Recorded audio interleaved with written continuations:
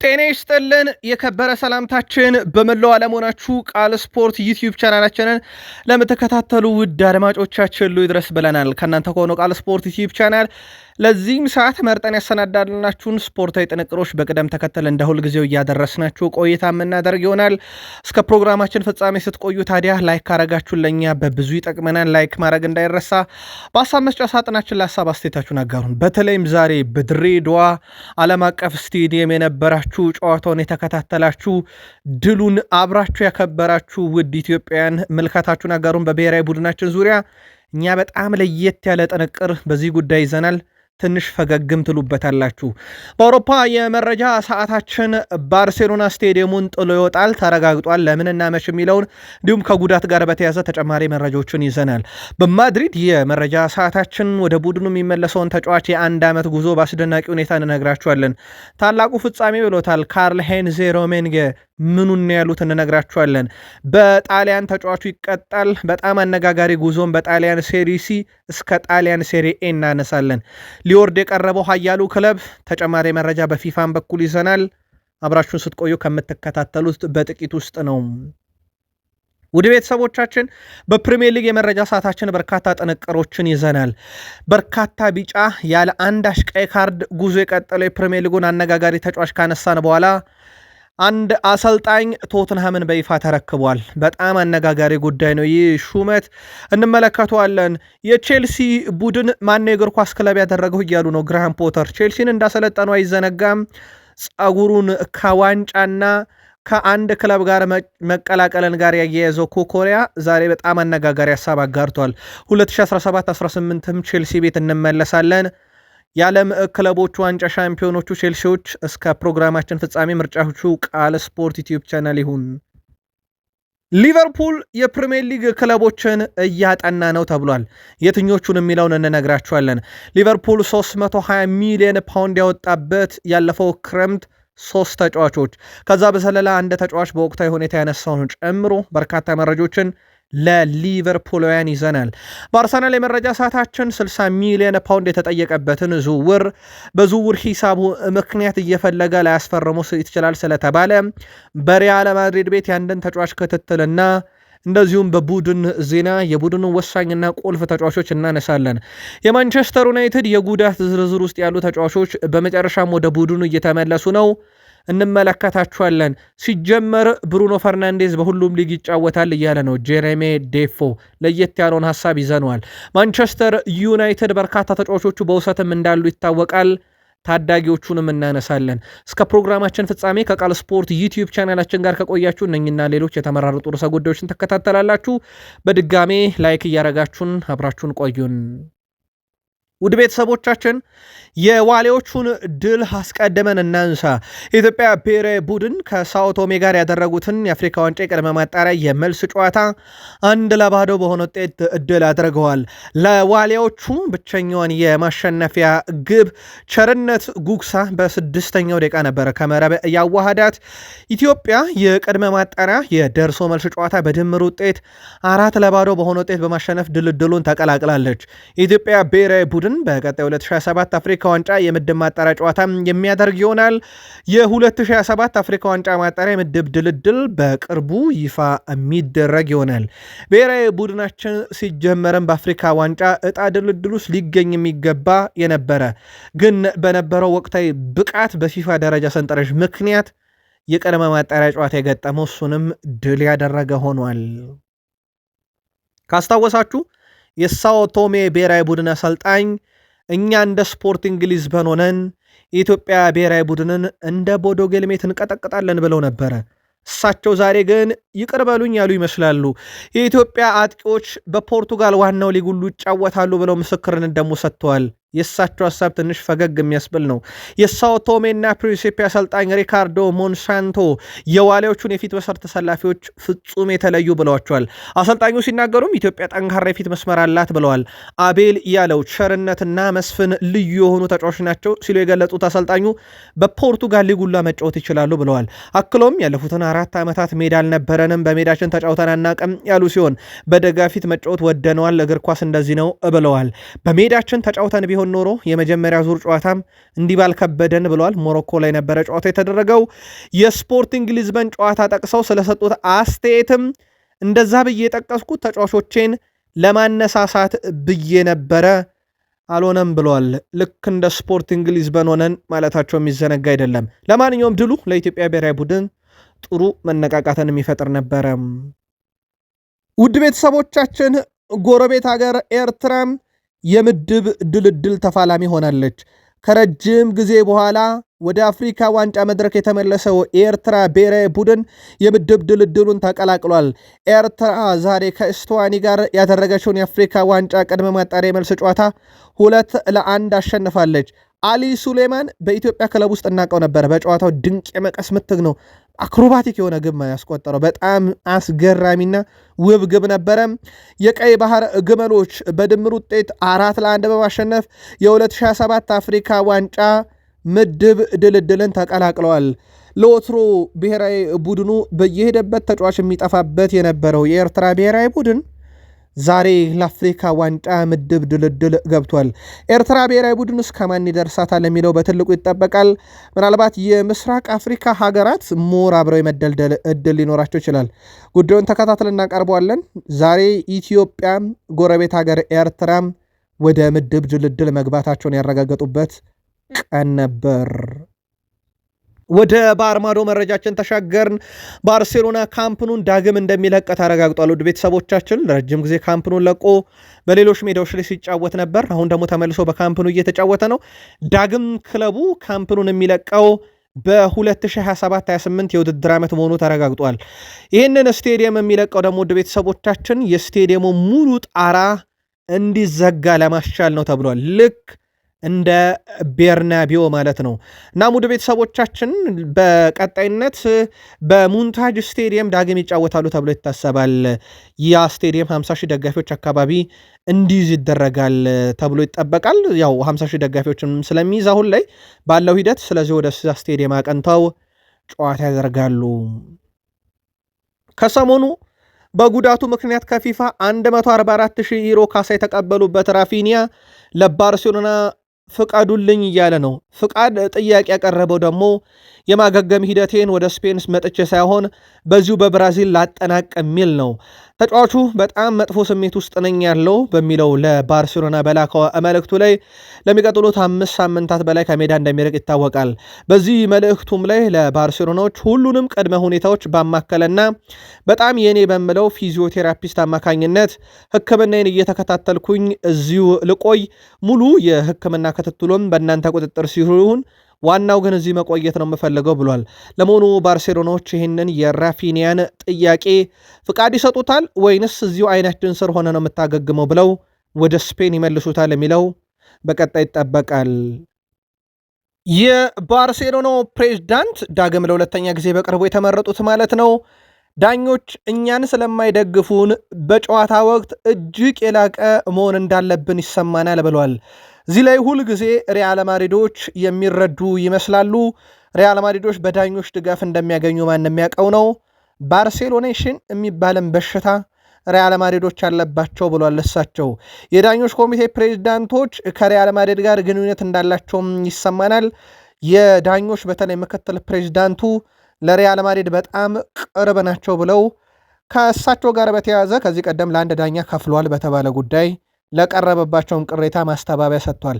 ለዳኛው ከፍለናል፣ እውነት ነው። ዳኛው ጥሩ መልማይ ነው። ዳኛው ደግሞ በዳኝነት ሂደት አማካሪም ስለነበረ ነው።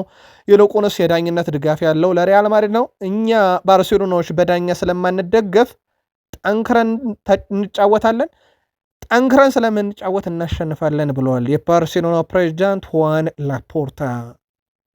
ውድ ቤተሰቦቻችን ቪክተር ሙኒዝ ማለት የዛሬ ዓመት በሪያል ማድሪድ የአካዳሚ 3ኛ እርከን ላይ ለብሔራዊ ቡድኑ ይጫወት ነበረ። ሪያል ማድሪድ ካስቴላ ውስጥ ማለት ነው። 3ኛው እርከን ላይ ያለ የሪያል ማድሪድ ቡድን ነው። ታዲያ ተጫዋቹ ውድ ቤተሰቦቻችን በዛሬ ዓመት እዛ የነበረ ተጫዋች አሁን የስፔን ብሔራዊ ቡድን ዋናና ቁልፍ ተጫዋች ሆኖ ተከስቷል። ከሰሞኑም ግብ ሲያስቆጠር ተመልክተነው ነበረ ተጫዋቹ። ይህ ተጫዋች በቀጣይ የውድድር ዓመት የሪያል ማድሪድ ዋናው ቡድን ዋና ተጫዋች እንደሚሆን ተረጋግጧል። ምናልባት ትልቁ ጥያቄ ግን አሁን የተነሳውም ተጫዋቹ ሊመለስ ይችላል ወደ ማድሪድ፣ ግን ቪክተር ሙኒዝ ወደ ሪያል ማድሪድ ሲመጣ እንደ ኤንድሪክ አይነት ነገር አይገጥመውም የሚለው ትልቁ ጥያቄ ነው።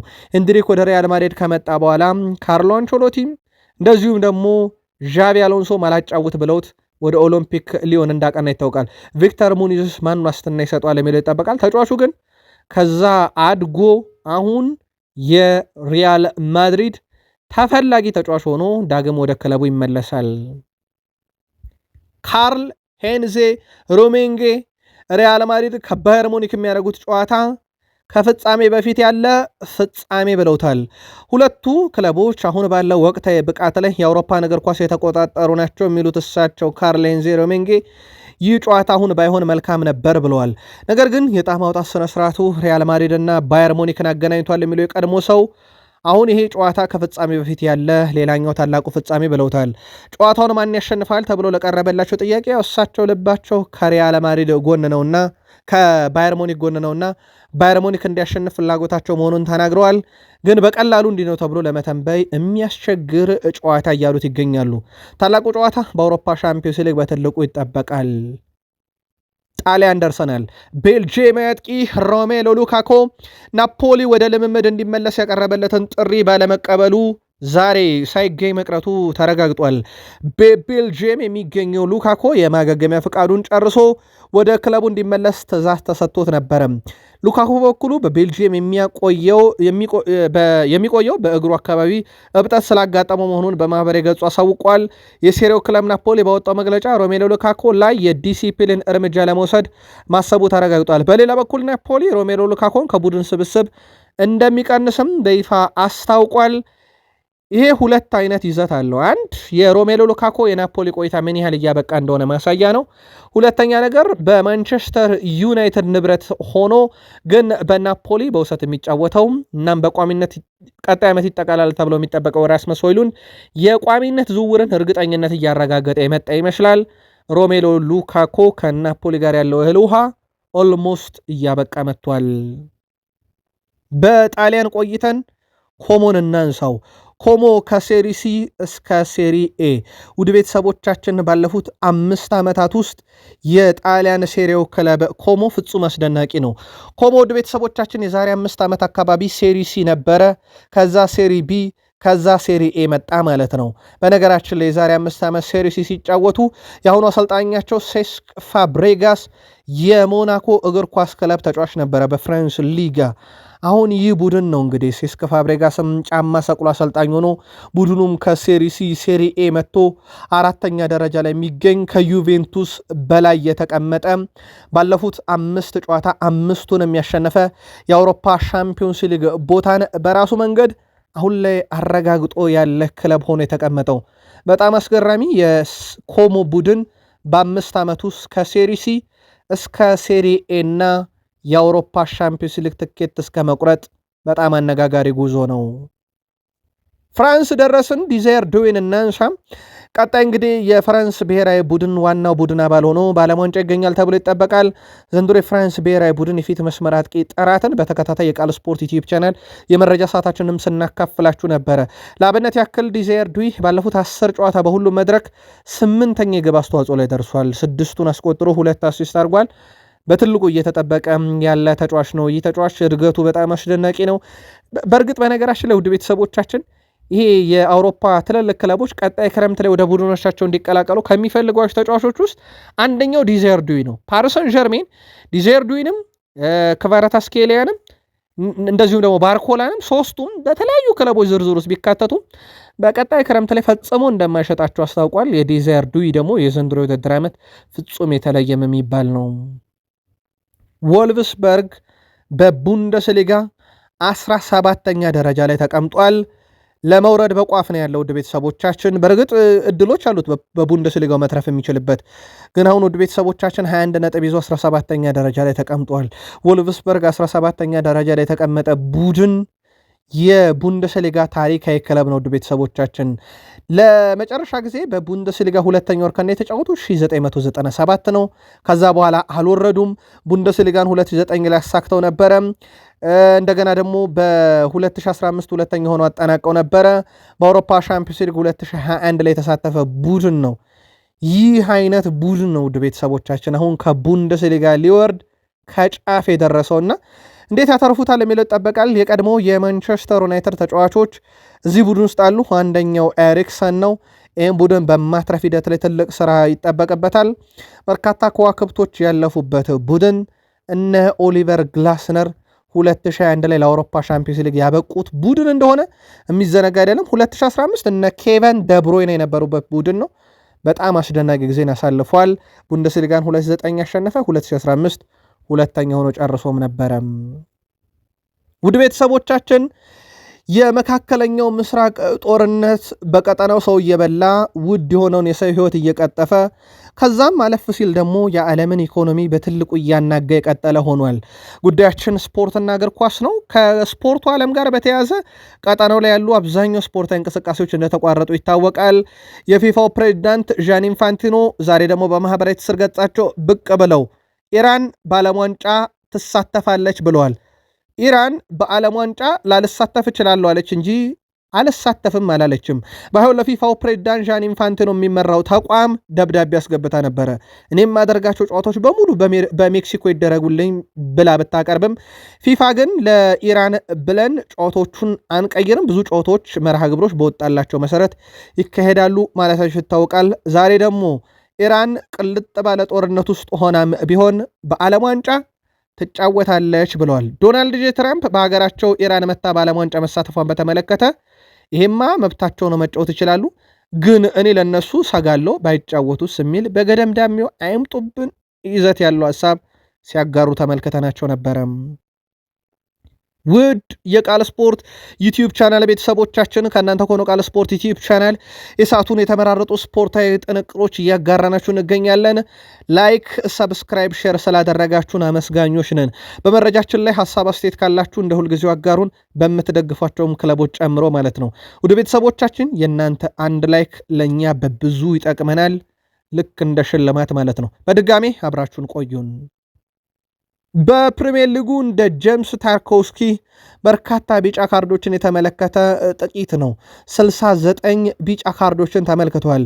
ይህ ጄምስ ታርኮውስኪ የተባለ ተጫዋች ለቢጫ ካርድ በዚህን ያክል ደረጃ ቅርብ ቢሆንም አንድ ቀይ ካርድ እንኳን አልተመለከተም። ውድ ቤተሰቦቻችን 333 ጨዋታዎችን ያደርጓል። 69 ቢጫ ካርድ ቢያይም አንድም ቀይ ካርድ አለመመልከቱ ግን በጣም አነጋጋሪ ሆኗል። አሁን በኤቨርተን ቡድን ውስጥ የቡድኑ ወሳኝና ቁልፍ ተጫዋች ሆኗል። በቡድን ውስጥም በአምበልነት እያገለገለ ይገኛል አብዛኞቹን ጨዋታዎች።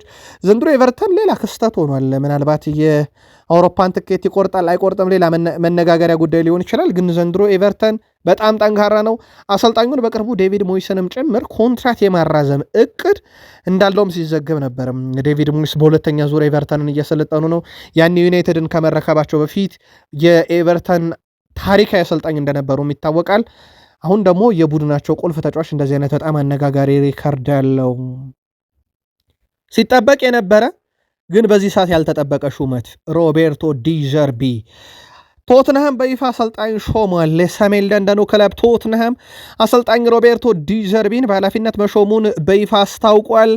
ጣሊያን አሰልጣኝ ሮቤርቶ ዲዘርቢ ቶትንሃምን በ5 ዓመት ኮንትራት በዛሬው ዕለት ተረክበዋል። አሰልጣኝ ሮቤርቶ ዲዘርቢ በውድድር ዓመቱ 3ኛው የቶትንሃም ሆትስፐርስ አሰልጣኝ ሆነው ሰሜን ለንደን ደርሰዋል። አሰልጣኝ ሮቤርቶ ዲዘርቢ ከፕሪሚየር ሊጉ ከፍተኛ ተከፋይ አሰልጣኞች መካከል አንዱ በመሆን ዳግም ወደ ፕሪሚየር ሊጉ ተመልሰዋል። አንዴ በብራይተን እናውቃቸው ነበር፣ አሁን ደግሞ በቶትንሃም ሆትስፐርስ። ሮቤርቶ ዲዘርቢ ከኃላፊነቱ በኋላ ከዓለም ምርጥና ታዋቂ ክለቦች መካከል አንዱ የሆነውን አስደናቂውን ቡድን በመረከቤ ተደስቻለሁ ብሏል። ሲጠበቅ የነበረ ግን አሁን ያልተጠበቀ ሹመት ያልናችሁም በምክንያት ነው። ሮቤርቶ ዲዘርቢ ቶትንሃምን ሊረከቡ እንደሚችሉ ሲጠበቅ ነበረ። ግን ቶትንሃም በፕሪሚየር ሊጉ ከተረፈ ነው የሚለው ነበረ ሲጠበቅ የነበረው። እሳቸው ግን ዛሬ ቶትንሃምን በይፋ ተረክበዋል። ቶትንሃምን በፕሪሚየር ሊግ ማትረፍ ዋነኛ ስራቸው ይሆናል። ግራሃም ፖተር ቼልሲ ክለብ ነው እንደያሉ ነው። ውድ ቤተሰቦቻችን እንዳሰለጠኑት ይታወቃል። ቼልሲ እንደ እግር ኳስ ክለብ አልመለከተውም፣ ቼልሲ ክለብ ሳይሆን እንደ ቢዝነስ ድርጅት ነው እየተመራ ያለው ብለዋል። ይሄ ንግግራቸውን በነገራችን ላይ ወደ ቤተሰቦቻችን እየተናገሩ ያሉት የአሁኑን ቼልሲን እንጂ እንደ አጠቃላይ ቼልሲን እግር ኳስ ክለብ አይደለም። በዚሁ አጋጣሚ ሐሳባቸውን በሌላ እንዳትወስዱባቸው። ለዚህ ደግሞ ደጋፊዎች ናቸው እየተሰቃዩ ያሉት። በየዝውውር መስኮቱ 7 ተጫዋቾች እንደ አዲስ ቡድን ውስጥ እየገባ መስራት አይቻልም።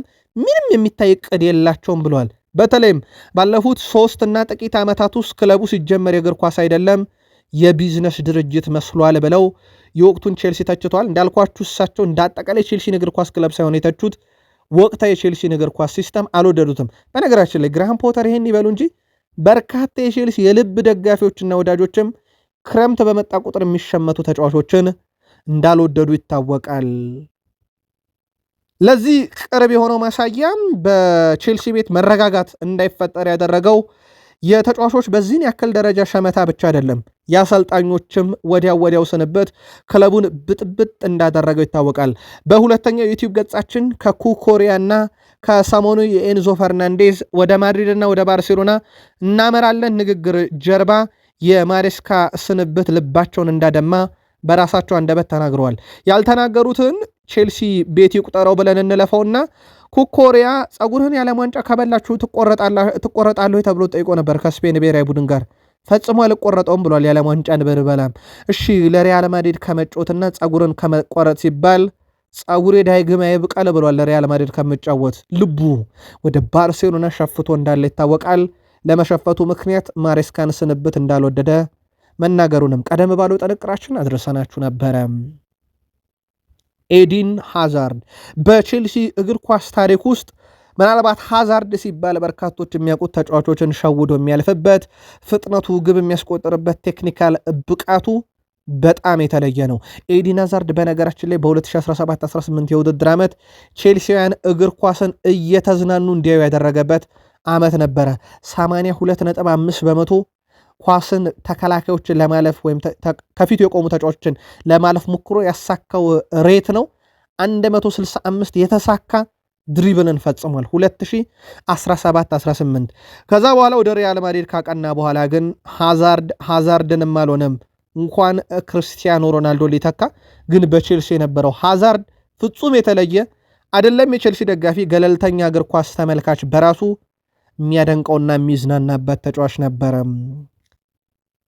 ሊቨርፑሎች የፕሪሚየር ሊግ ክለቦችን እየተከታተሉ ነው። ውድ ቤተሰቦቻችን ይሄ በእርግጥ ሊቨርፑል ብቻ ያደርገዋል ተብሎ አይታሰብም።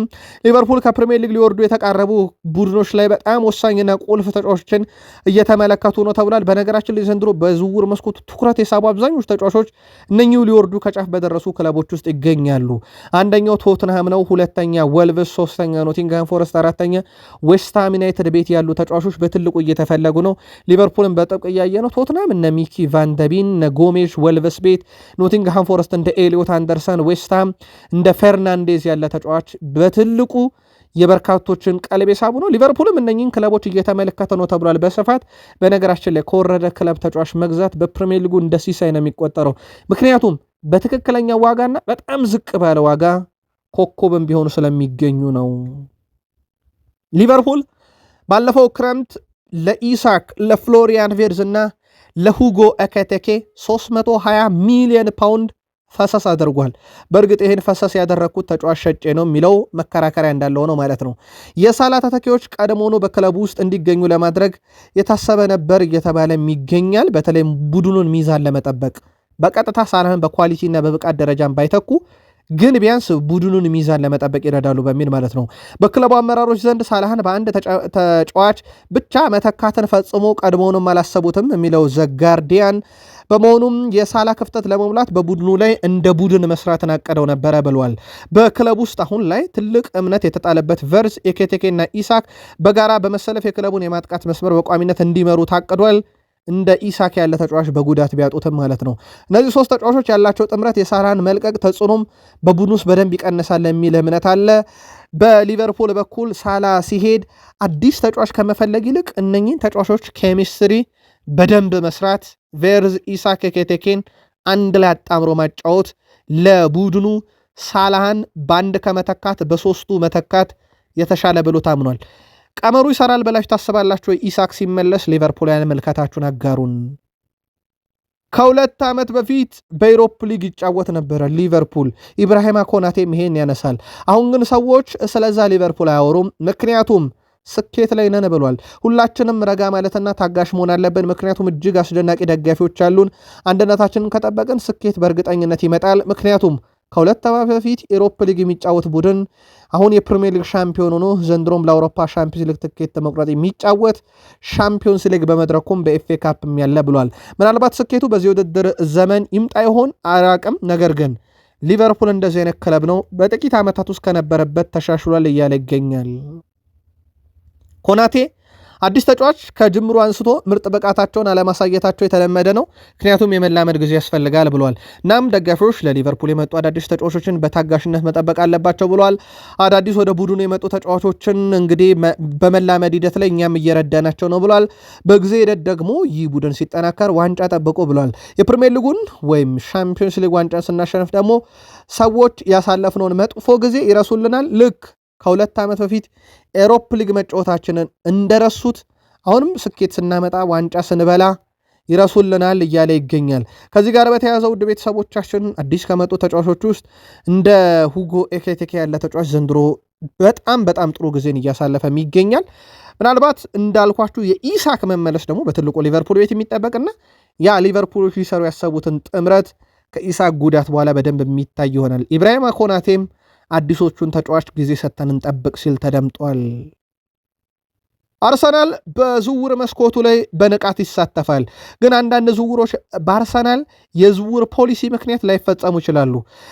አርሰናል ከሚፈልጓቸው ተጫዋቾች ውስጥ አንደኛው ሌቨርሜንቶ እንደሆነ ይታወቃል። በተለይም የቀኝ ተመላላሽ ቦታ ላይ በዋነኝነት የተያዘ እቅድ ነው። ግን አርሰናል ብቻ አይደለም በዚህ ዝርዝር ውስጥ ያለው፣ እንደ ማንቸስተር ሲቲ ያሉ ክለቦችም የሌቨርሜንቶ ፈላጊ ናቸው።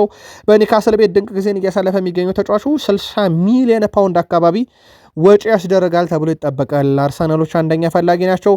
ከዛ በዘለለ ውድ ቤተሰቦቻችን የዝውውር ሂሳቡ ለአርሰናል እንደ ትልቅ እንቅፋት እየተነሳ ነው። በእርግጥ አርሰናል በዛ ቦታ ላይ የሚጫወተው ሆነ ቤን ዋይትንም የመሸጥ ግዴታ ውስጥ ሊገባ ይችላል። ምናልባት ገፍቶ የሚሄድ ከሆነ ሌቨርሜንቶ ላይ ማለት ነው። የሲቲ ምን ያህል እዚህ ዝውውር ላይ ገፍቶ ይሄዳል? አርሰናልስ በተለይ ቤን ዋይትን ለነማን ሸጦና በምን ያክል ሸጦ ወደዚህ ዝውውር ይመጣል የሚለው ይጠበቃል። ኤቨርተን ከቤን ዋይት ጋር ሰሞኑን ስሙ ሲያዝ የነበረ ክለብ እንደነበረ ይታወቃል። አርሰናል በክረምት የዝውውር መስኮት የሳንድሮ ቶናሊን ጉዳይ ከሚከታተሉ ክለቦች አንድ ይሆናል ተብሎ ይጠበቅ ነበረ። አርሰናሎችም በግልጥ ፍላጎት እንዳላቸው የአርሰናል የቅርብ ምንጮች ቢያረጋግጡም አርሰናል ግን ከ100 ሚሊዮን ፓውንድ የተለጠፈባቸውን የወቅቱን አማካዮች ማለትም ኤሊዮት አንደርሰን፣ ሳንድሮ ቶናሊን ፈላጊና አድናቂ ቢሆኑም እንደዚህ አይነት የዝውውር ሂሳብ ግን አሁን ላይ ለማውጣት አርሰናል ፈቃደኛ ላይሆኑ ይችላሉ ተብሏል። ምክንያቱም አርሰናል የተሟላ ቡድን ነው ብለው ያምናሉ። ይልቁንስ አርሰናል የሚያስፈልገው መጠነኛ ጥገና ነውና ለዚህ መጠነኛ ጥገና እንደዚህ አይነት ሂሳቦችን ላያወጣ ይችላል። ይሄም ከአርሰናል የዝውውር ፖሊሲ ጋር በተያያዘ ነው እየተባለ ይገኛል። ከዚህ ጋር በተያያዘ አርሰናል ምን ያህል ርቀት ይሄዳል?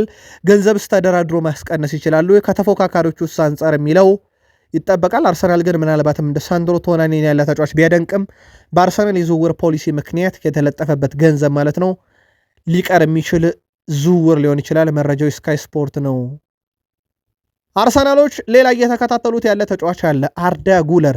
በነገራችን ላይ ውድ ቤተሰቦቻችን አርዳ ጉለር እና አርሰናል በተለይ አርሰናል አርዳ ጉለርን ሲፈርምና ስማቸው ሲያያዝ ይሄ ለመጀመሪያ ጊዜ አይደለም። በሪያል ማድሪድ በፊት በፌነርባቼ እያለ አርሰናል ተጫዋቹን ለማምጣት ቀጣዩ ሜሱት ኦዚል በሚል ታስታውሳላችሁ። ምናልባት ቃል ስፖርት ዩቲዩብ ቻናላችን አየር ላይ የዋለበት ሰሞን ነበረና ከሰራናቸው የመጀመሪያ ዘገባዎች ውስጥ አርዳ ጉለር ይታወቃል። ከፌነርባቼ ወደ አርሰናል እንዲመጣ በርካታ ጥረት ተደርጎ ተጫዋቹ ምርጫው ማድሪድ ስለነበረ ነው ወደዛ ያቀን ነው። አሁን በማድሪድ ቤት ያለውን የመጨረሻ ደቂቃ ጥረት ሁኔታዎችን እየተመለከቱ ነው አርሰናሎችና ሁኔታውን ዳግም እየተመለከቱት ነው ተብሏል። በአርሰናል በኩል የቀድሞ ተጫዋች ፓርቴ ጋናን ወክሎ እየተጫወተ ነው። ከሰሞኑ ደግሞ ጋና ከጀርመን ጨዋታ ነበራቸው። ከካቨርዝ ጋር ተገናኝተዋል።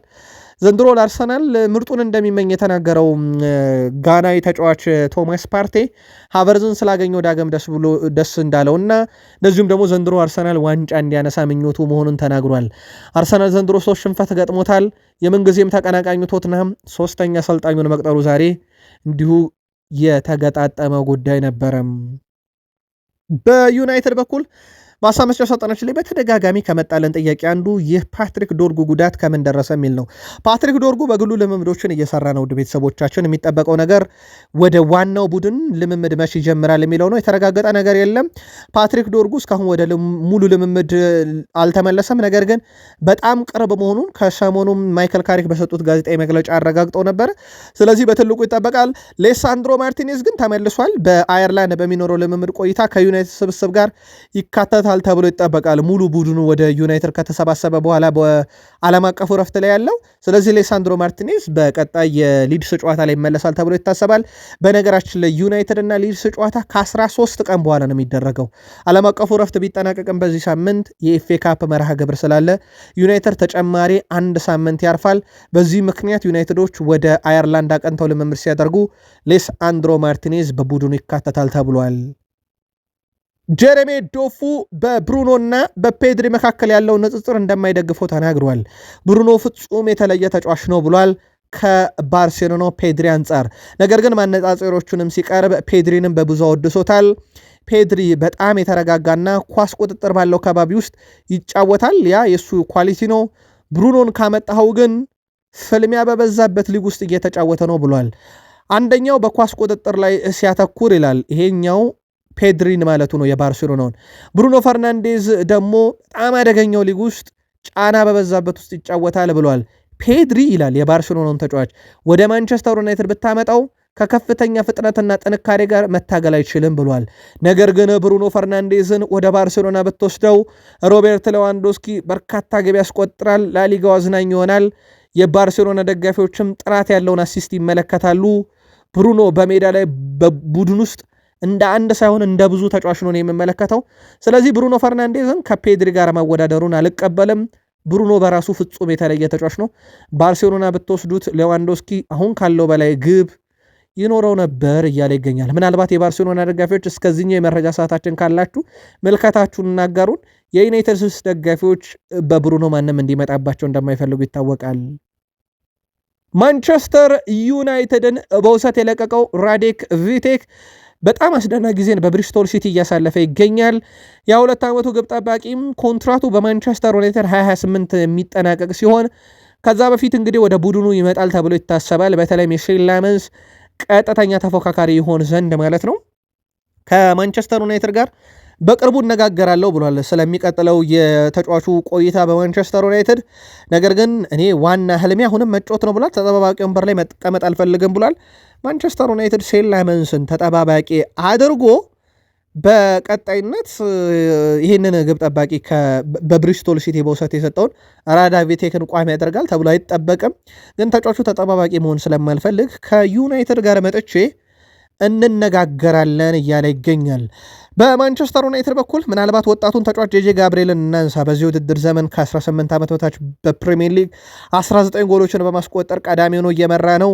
የ15 ዓመት ተጫዋች ቢሆንም በጣም የተለየ ጊዜን እያሳለፈ ይገኛል። ዩናይትዶች ይሄን ተጫዋች ለሌሎች ክለቦች ለመሸጥም በውሰት ለመስጠትም ፍቃደኛ አይደሉም ተብሏል።